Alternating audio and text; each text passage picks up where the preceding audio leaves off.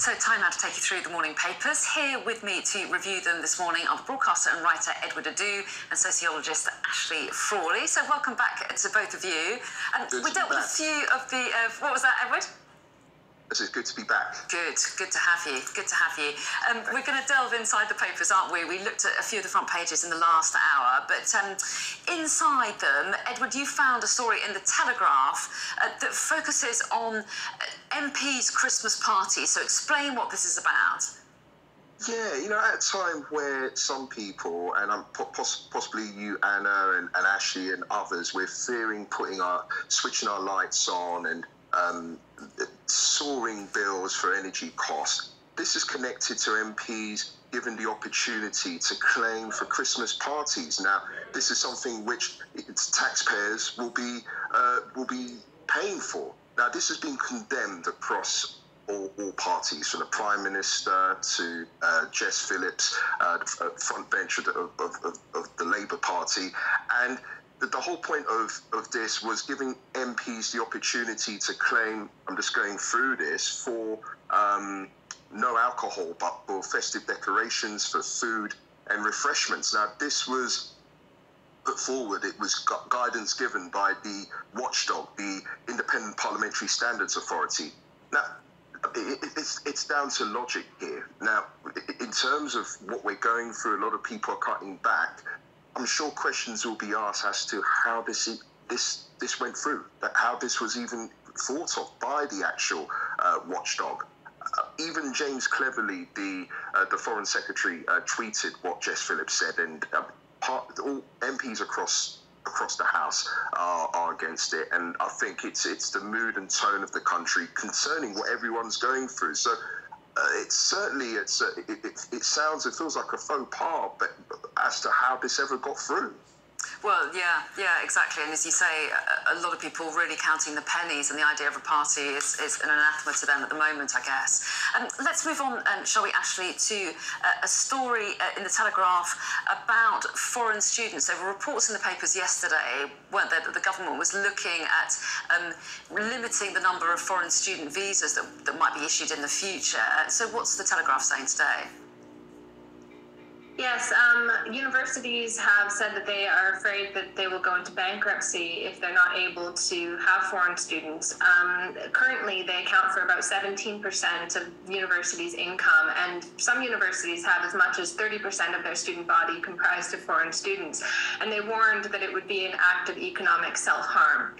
Now, a lot could be said about universities' reliance on foreign students, but I think in this case, in terms of why the government is doing this, I do agree, it is a form of economic self-harm. What's essentially happening here is that the government keeps making promises to curb immigration, which they will not live up to, because not only do they not want to, they can't. They rely on migrants to fill jobs that people at home won't do at the going rate. They rely on it it's being relied on now to keep universities afloat while university students' fees are frozen. So either at-home students are going to have to pay more fees, or something needs to give here. So they're going to keep making these promises, and they're going to keep breaking these promises. And it's funny because I think they partially don't even care, because every time that they make a promise to curb immigration, what they're saying is that immigration is a problem, and that immigration is the reason why we have bad services or low wages or whatever the problem is. Maybe sometimes even crime is sort of scapegoated on migrants. And so it allows the government to have a scapegoat, someone to sort of project all of these problems onto. And so don't be surprised when the targets that they're going to set now are going to be broken. And it doesn't matter, because the point of it isn't to curb immigration, but to scapegoat migrants. Okay, yeah, that's interesting. I mean, the government would say it's a priority of theirs, and that lots of people care about it in the country, I guess. Yeah. Okay. Because they keep telling people it's a problem. Yeah. Okay. Let's move on to the Eye, Edward. Is the next story that you've picked out. This is COVID numbers in the UK, and it does make us kind of reflect on just a year ago when we were still in restrictions, weren't we? So what's the trend now? Restrictions. Well, it's dipped. It's under 1 million, and it's dropped. The levels have dropped. Apparently, hospital admissions and deaths are also on a downward trend. And as you mentioned, Anna, last year, and obviously at the peak of when we found out what was going on, when we're in lockdown, when we used to have those daily briefings about the data, and I'm not sure if you remember. I mean, everyone was glued to the TV at 5 o'clock. The briefings from 10 Downing Street, and at times the numbers were increasing, but it seems things are heading in the right direction.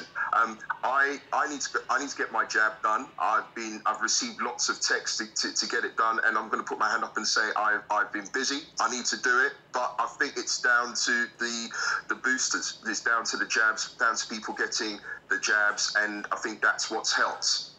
Yeah, it's interesting, isn't it? And they are saying that, aren't they, in this article? And it's interesting that people are sometimes delaying or not picking up those messages. And do you think, Edward, it's because people psychologically feel that it's an issue that's moved on?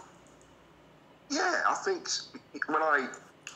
living in London, you jump in on the bus, on the tube. I remember at the time when people were putting the masks on, and at the time where it was...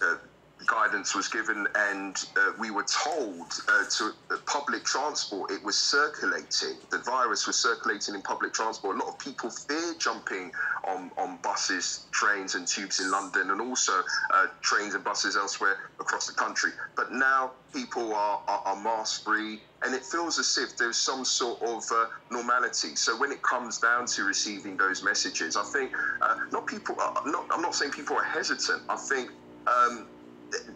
they are willing to get it done. I mean, in my case, as I mentioned, it's just down to being busy. But I think a lot of people are like, look, things have calmed down. We'll probably get it done eventually, but there's possibly no rush to get it done now. Okay, let's move on to another story, shall we? And there's a picture that's really attracted my attention, Ashley. This is in the Mail, and it's a picture of a wildcat, and it says, the question is, return of the Devon tiger. I'm intrigued. You've pulled me in to tell me more. Yes. That there is not actually something that you would have on your couch, sleeping peacefully. Apparently, that is Britain's last remaining native cat, and the last place it can be found is in the Scottish Highlands. And there are plans now to release them into Devon County in 2024, if I've got that correct. Into Devon in 2024. And now campaigners have said, really, they're trying to get the public on side, and they're saying, do you want to share the landscape with animals?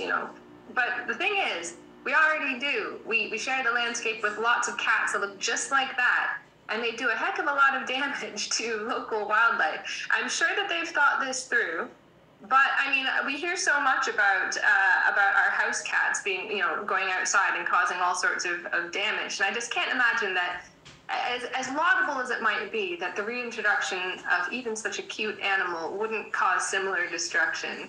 What do you think about this, Edward? I mean, it says that they've been driven to the verge of extinction. I knew you were going to bring me in. Yeah, I mean, Ashley, I knew you'd have a take. I thought you'd have a take on a wildcat story.